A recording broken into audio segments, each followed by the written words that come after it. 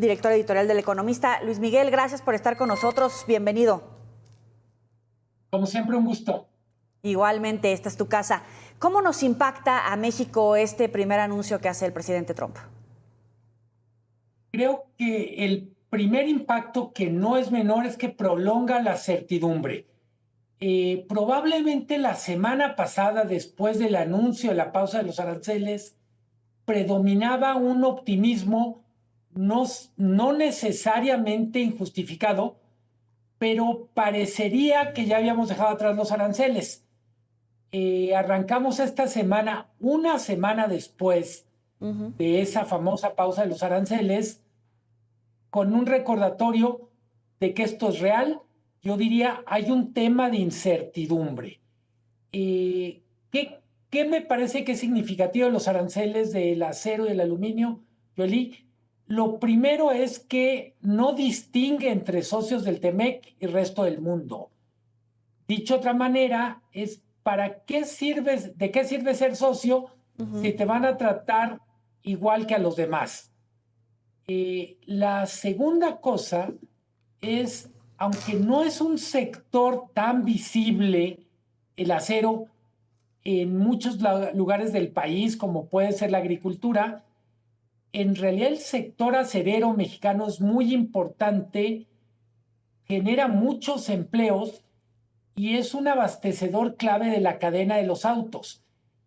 Con toda razón podemos decir, la incertidumbre que se genera en la industria del acero se genera en cadena o se desencadena hacia otros sectores para los que es clave, en particular el automotriz. La medida afecta a nuestras exportaciones automotrices porque el acero y el aluminio es un componente clave para los autos que se hacen en México. ¿Escribías en El Economista un knockout en todo caso para México o en qué término está, para el TEMEC, o en qué términos estamos en este momento desde México con este tratado comercial? Tenemos, Joely, esta sensación de que Trump llegó haciendo como si el TEMEC no existiera. Hay que recordar que el TEMEC tiene mecanismos de negociación para todas estas diferencias, pero simplemente el presidente de Estados Unidos utiliza todos los mecanismos que tiene a disposición para tomar decisiones unilaterales. No está usando los conductos del TEMEC y ahora la esperanza es que en la renegociación del TEMEC se puedan amortiguar estos temas, reducir la incertidumbre, pero para poner las cosas en blanco y negro, pues lo que tenemos es que la renegociación del TEMEC va a ser con el mismo gobierno que hace las cosas como se le da la gana en los temas que se les da la gana. Oye, Texas, Illinois, Ohio, tengo datos de que juntos importan alrededor del 35% del total nacional. ¿Podrían ser los más afectados por esta medida? ¿Qué tamaño, en todo caso, también es el impacto para Estados Unidos?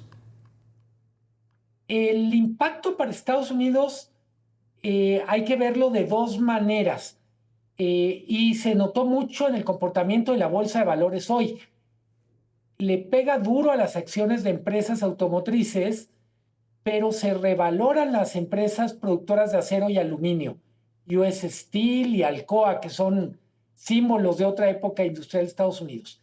Entonces yo diría que es una medida que le va a permitir generar empleos en un sector que lleva varios años de capa caída, el acero. A los que les gusta el fútbol americano, los acereros de Pittsburgh se llaman así porque durante mucho tiempo Pittsburgh era la capital mundial de la producción de acero. Cleveland era otro lugar muy importante. Y lo que está haciendo Trump con los aranceles es cumplir una promesa a su electorado en estados como Ohio, como Pensilvania, les voy a regresar los empleos.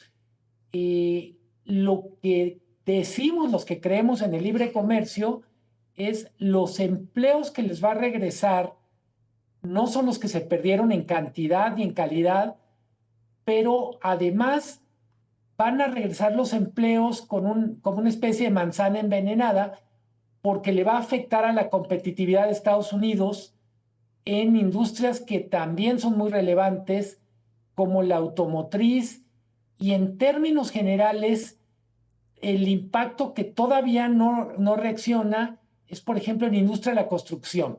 Se van a encarecer las estructuras de tal manera que las casas, los edificios van a ser más caros en Estados Unidos.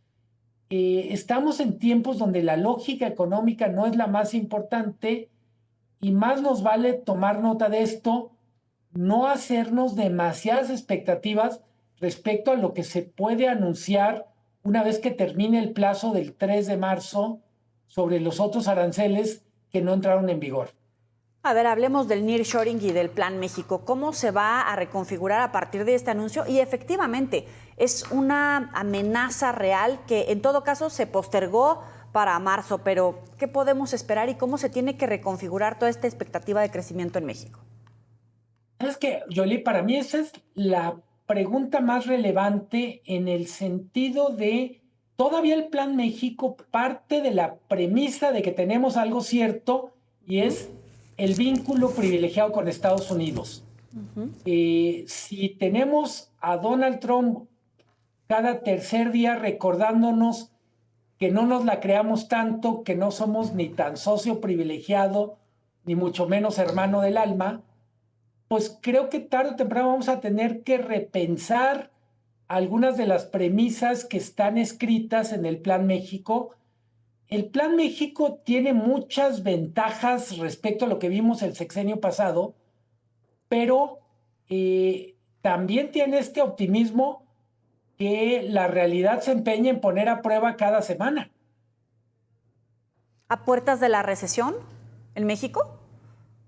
A ver, si se materializaran los aranceles y otras decisiones de Estados Unidos, sería inevitable una recesión, pero lo más relevante en ese caso, Joely, no serían los indicadores de corto plazo.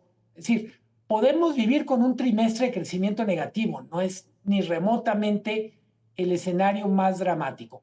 El gran problema es, nos va a resultar mucho más difícil adaptarnos a una realidad donde nuestro socio comercial nos tendríamos que empezar a resignar una realidad donde nuestro socio comercial ya nos está diciendo, oye, pues a lo mejor no estaría mal empezar a platicar de vivir cada uno en casas separadas y vamos viendo lo de un divorcio. Que eso no estaba en el acuerdo. Como decían por ahí, era un matrimonio tóxico, pero matrimonio, no se preveía el divorcio. Luis Miguel González, gracias por estos minutos para el auditorio de Mega Noticias.